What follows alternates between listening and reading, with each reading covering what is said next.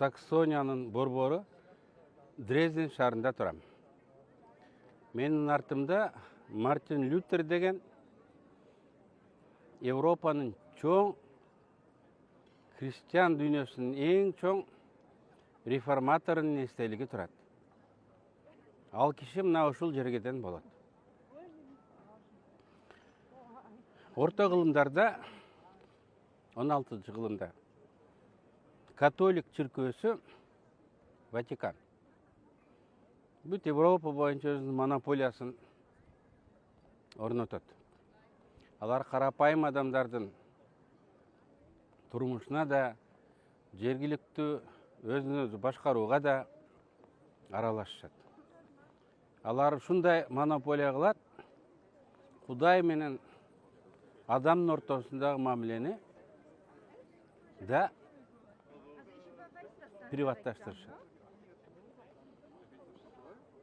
Ал кезде Библия латын тилинде болгон, богослужение, дин иш-чаралары дагы чиркөөлөрдө латын тилинде болгон. Карапайым адамдар Европада түшүнүшкөн эмес. Демек, дин латын тилин билген дин кызматкерлеринин көз карандысында калат. Алар ушунчалык өзүнүн артыкчылыгына ишенет, Кудайдын атынан сүйлөп, эгерде акча төлөсөңөр, күнөөңөрдү ушул дүйнөдө эле кечебиз деп, индульгенция деген кагазды таратып бизнес кыла башташат. 16-кылымда Ватикандын католик чиркөөсүнүн мындай өзүм билемдиги көптөгөн жергиликтүү бийлерге, байларга, жаңы пайда болуп аткан ишкерлерге, анан карапайым элдерге жакпайт. Мына ошол маалда Германияда Мартин Лютер өзүнүн 95 тезисин жарыялап, Ватиканга каршы чыгат. Ага чейин каршы чыккандар да болгон. Алар менен разговор короткий болгон. Жетелеп чыгып эле аянтты өртөп жибере беришкен. Бирок ошол жылдары өз алдынчалыкты эңсеген жергиликтүү бийлер, княздар да көбөйүп калган болот. Саксониянын князы Фридрих Мудрый деген Мартин Лютерди колдоп чыгат.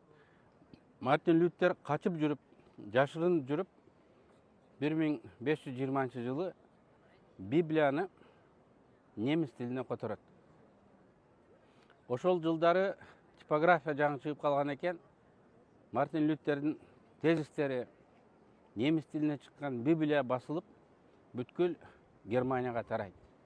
Ошентип, карапайым эл, жергиликтүү бийликтер, жергиликтүү байлар Мартин Лютерди колдоп чыгышат.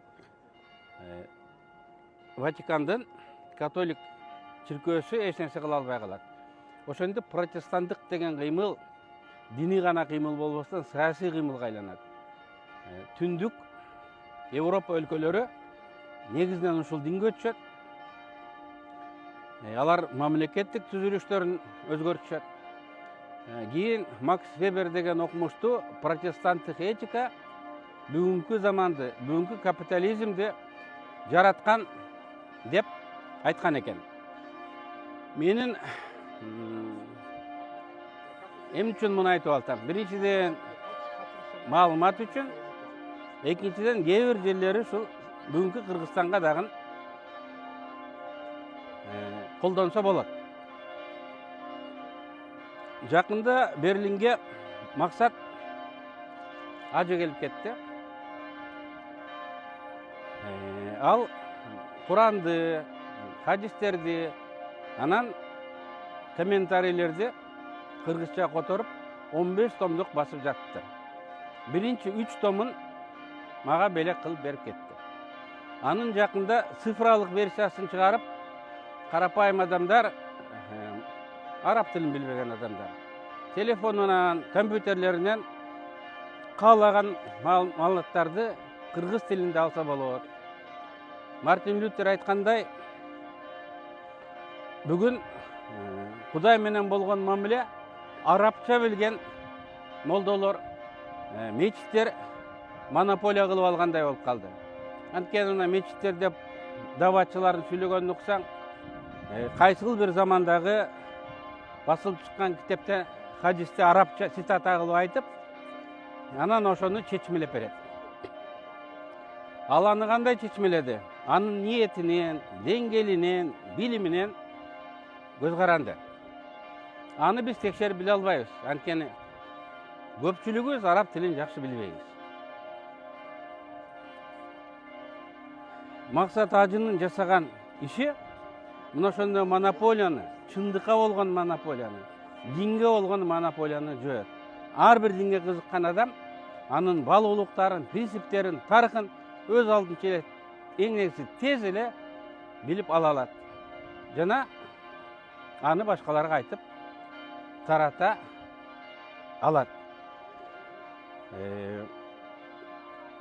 Эмне үчүн мен Максат Ажыны колдодум? Биринчи, бүгүн мамлекетибиздин эң негизги маселелеринин бири кыргыз тилин өнүктүрүү. Кыргыз тили жөнөкөй эле жашоо тиричиликтин тили болбостон, илим менен техниканын тили болсо экен, философия менен диндин тили болсо экен, ошондой деңгээлге көтөрүлсө экен, ошондой тилди ар бир кыргыз билсе экен деп биз максат кылып мамлекеттик саясатты жүргүзүп жатабыз. Максат Ажы ушул мамлекет жасай турган иштин бир бучкагын, бир бөлүгүн алып, өзүнүн демилгеси менен аракет кылып жатат. Мындай демилгени биз колдошубуз керек. Экинчиси, аны цифралык форматка өткөрүп, жаштарга таратып атат. Убагында Мартин Лютер немис тилине которгон Библиянын негизинде бүгүнкү заманбап немис тили пайда болгон экен. Кыргыз тилибиз Кудайга шүгүр. Бирок илимдин, техниканын тили али калыптанып бүтө элек. Бул үчүн дагы мен Максат Ажынын демилгесин колдодум. Экинчиси, бүгүн биз үчүн ынтымак, биримдик абдан маанилүү болуп турат. Бирок биз батышчыл, арабкул, батышкул, орускул деп бир нечеге бөлүнүп, майда маселеден чоң маселеге чейин талашып тартышабыз. Мен оюмча бул туура эмес. Көбүбүз сөзүбүз өтүмдүү болсун, билимдүү болуп көрүнөйлүк, чет тилде аралаштырып сүйлөсөм эл ишенет деген ишеним менен керек болсо болбосо дагы араб тилин аралаштырып сүйлөйбүз. Кээ бирлерибиз орус тилин аралаштырып сүйлөйбүз. Кээ бирлерибиз англис тилин аралаштырып сүйлөйбүз. Эгерде заманбап кыргыз тили бардык тармактарда терең өнүгүп, бирдей өнүгүп, аны ар бирибиз билсек, анда мындай терс көрүнүштөр болмок эмес. Ошон үчүн да мен Максат Ажынын бул демилгесин колдодум. Бирок тилекке каршы көпчүлүк, мен ошол постумду 200 миңдей адам көрүптүр, 1000ге жакын комментарий болуптур. Ошонун 90% мен жазган кыргыз тили боюнча көйгөйдү, кыргыздын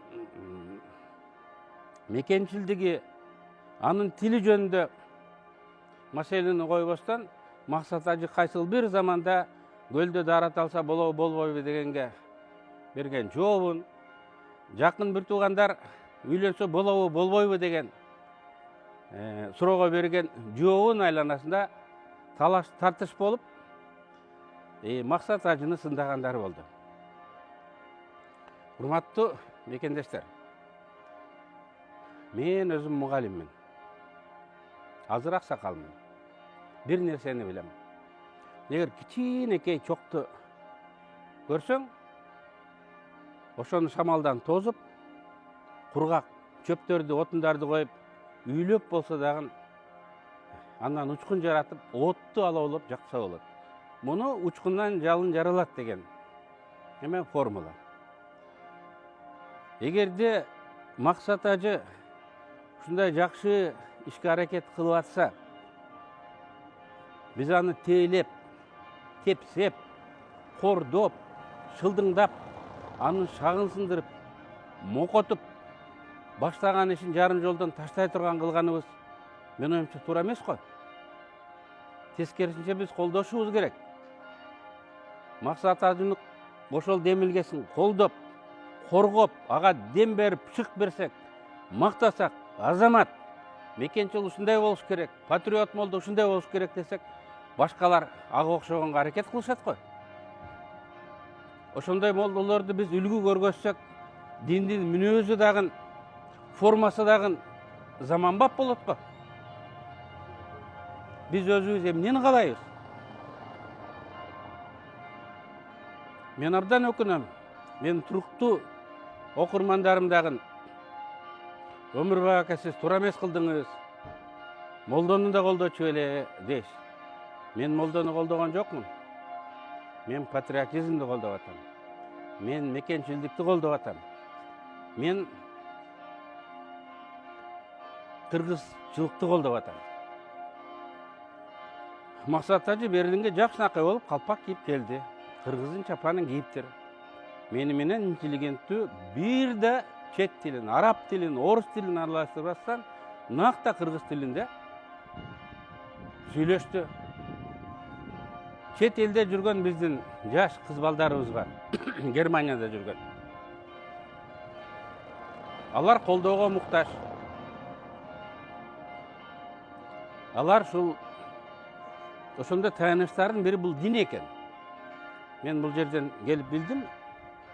Улуттук майрамдар, биздин артисттер, маданият адамдары келгенде анан диндин айланасында баштарын бириктирет экен. Ошон менен бири-бирин колдоп, шерденет экен. Кайратты күчөйт экен.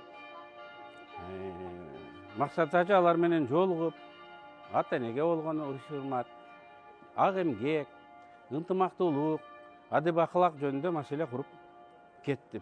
200дөн ашык адам турганы туруп, тепкичте отурганы отуруп, залга батпай мына угушту. Мен жана айткандай Германиядагы кыргыздардын аксакалы катары, мамлекеттин элчиси катары менин милдетим бул жердеги жаштарга дем бериш, шыктандырыш, ынтымакка чакырыш, жакшылык иштерде активдүү болушуна шарт түзүш.